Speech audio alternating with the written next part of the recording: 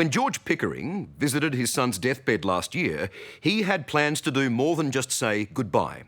His beloved boy Georgie had been declared brain dead after suffering a stroke, and medical staff were about to switch off life support. Racked by grief, the 59-year-old father was determined that would not be happening. He stormed the ward with a loaded gun and threatened to kill everyone. SWAT officers surrounded the hospital as the standoff dragged on for 3 terrifying hours. But what happened next caught everyone by surprise. How much do you love your son? We have a saying in our home, and it started when he was just a young boy. I love you big as the sky. And I love him as big as the sky, and I know he loves me big as the sky. That's the way it's been for George Pickering and his son George Jr.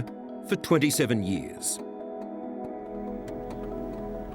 They lived together, owned a business together, and not so long ago took the heartbreaking decision to die together. Hey, we need the police stat to the hospital. We have a family member with a gun. The 911 call from inside this Texas hospital sparked an extraordinary drama that started when young George, who'd previously suffered life-threatening seizures, had a stroke, leaving him on life support. So there had been times when you thought you might lose him? Absolutely, absolutely. And this last time was the scariest. It was the time where when I called his mother, I said, you know, you need to get here. You need to get here now. This time is serious. Doctors placed his son in a medically induced coma, and very quickly after that, pronounced him brain dead. How did they break that to you? They broke it rather roughly, that he was on life support, that they didn't want to keep him on life support. It's all too much, and this grieving dad leaves the hospital. He heads home in despair, and by his own admission, downs a few drinks. I remember walking in, and as I walk into the living room, we have a cross on the wall there in the house. And I can remember just calling out, Georgie, Georgie, where's my Georgie? In his absence, and only 16 hours after their son was placed in a coma, George's wife Teresa accepts the hospital's advice and makes the decision to switch off life support. This is her police interview from that night. We've been told he's 90% gone, and then he started hemorrhaging, and they could not do anything about the hemorrhaging, and there was nothing that they would do or could do. Medics had even arrived prepared to harvest George's organs. Nurse Ginger Papadotis tells police she was ready to administer a terminal wean, an injection to ease the end of George's life. She even had the needle at hand. I was just about to give him the terminal wean medication just to make him comfortable. And not enough to euthanize him, but just take that edge off. I had it in my pocket when his father showed up.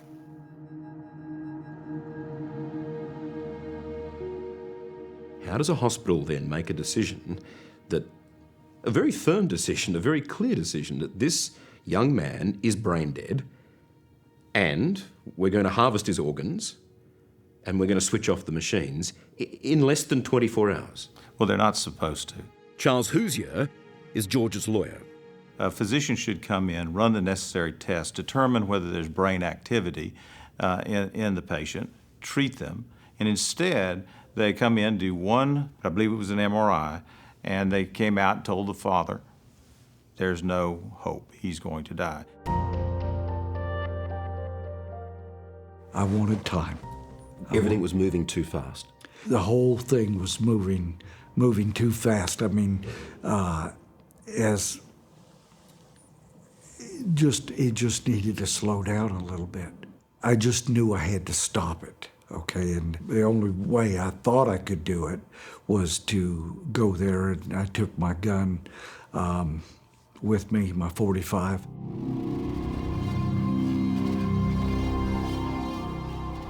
I felt like if George was gonna die, that I wanted to die with him.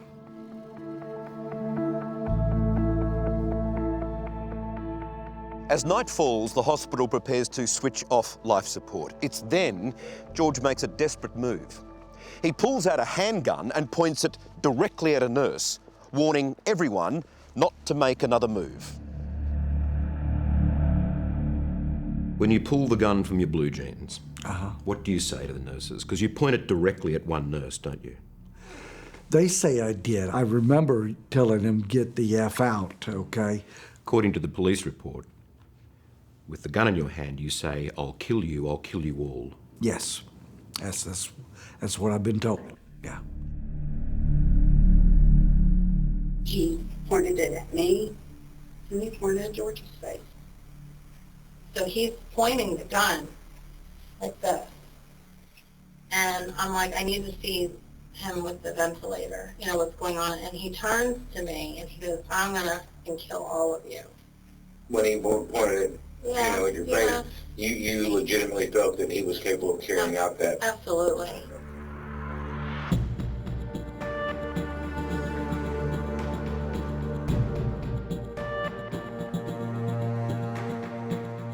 George Sr. is briefly wrestled and the gun is knocked out of his hand. But he threatens that he has another weapon. Everyone backs away. The hospital declares an emergency. It's sealed off and surrounded by SWAT teams. I go in there and he goes, I want you to tell them I have another gun and I'm gonna shoot everyone in here. I'm gonna kill all of you. I heard the click, Oh, click, click, okay. And that's when I thought I was gonna get shot in the back. The focus was to make sure that everyone on that floor was safe. It all ends up in a standoff. Right. Yeah. The SWAT team is wanting to talk to me. And I didn't want to talk to anybody. I just wanted to be left alone. Just leave me alone with my son.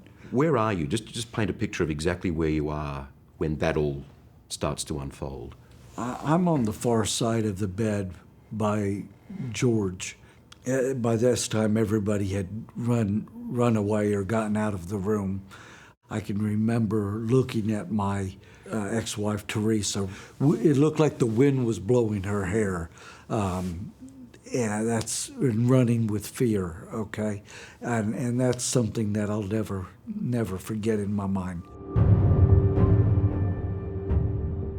I don't like the fact that he threatened me with the gun in my face, that it was loaded. George hides behind a medical curtain, clinging to his son. The standoff drags into its third hour. George refuses to negotiate or surrender. But then, the most amazing thing happens that will leave everyone stunned. I was holding George's hand and squeezing his hand and talking to him and all of those things that a father would do in a situation like this. And it felt like George squeezed my hand back. And during that standoff, George squeezed my hand 3 or 4 times over that 3 hours or so. He's giving you a sign that he's still alive. He's given me a sign that he's hearing me. George Jr. was alive. 3 hours of borrowed time, enough for him to signal to everyone not to give up. This is young George today. It's been a long, tough recovery, but now he's happy and healthy. When Dad was squeezing your hand, do you have any memory of that at all? Any feelings or thoughts or... You know, when I was in the hospital and during the what they call the comatose time that I was in, I remember seeing shadows of faces, and I remember hearing voices, and I remember responding to them. It's very real then that you did. Oh, yes. You squeezed. Oh, I know I had to. If there was no question about that. I've done it before when I've been in a comatose state through seizures. He was alive, but his dad didn't know to what extent. You see, after feeling the squeeze of his son's hand, George Sr. was immediately arrested, charged with aggravated assault with a deadly weapon, and spent 290 days behind bars. And with him in jail, it would be an agonising wait before he knew his son's condition. The last you saw your son as the police are taking you away from the hospital, Right. he's still there. That's the last Comatose. time. That's the last time I saw my son, was when I surrendered to the SWAT team. When you finally saw him, Right. which took months, Right. and he was alive, the last you saw him was in a coma, what was that moment like? It was just fabulous. It was the greatest day in life other than the day he was born. It was a good day. And for you? I remember it. I remember him walking around the corner. I don't think we've ever hugged each other that tight or long in our whole lives. Real special day. Real special day. He did what a passionate father would do. He was trying to buy some time, but his actions were criminal. I don't necessarily agree with that. I know that he pled guilty to a crime of negligence, but he did not, I don't think, intend to hurt anyone. If his father hadn't taken that stand, that drastic action, George would be dead. I see no reason to believe that he wouldn't be dead. Sadly, this family hasn't truly celebrated their son's return from the brink of death. The siege has caused a split between George Sr. and his ex-wife and other son. I try to say we're okay, but tonight showed me we definitely are not. I mean, if he will do this on his son's dying bed, I don't know. I really am. Yeah. I'm worried now. I'm just glad that we're here and able to both walk again. Yeah. Walking together again. Yeah. That's the blessing. Today, father and son live together again and hope to put the drama of that day in the past. I'm gonna start coaching this year with Alex. But both will never forget the night the desperation of a loving dad saved a life that was all but over. You would do anything for your son? Absolutely anything.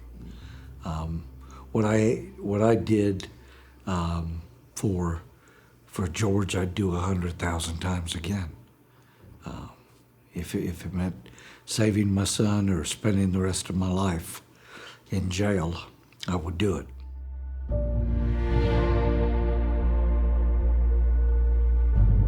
It's an incredible story. Yes, it is. Thank you for sharing it too. Yes, sir. Thank you. Thank you for everything.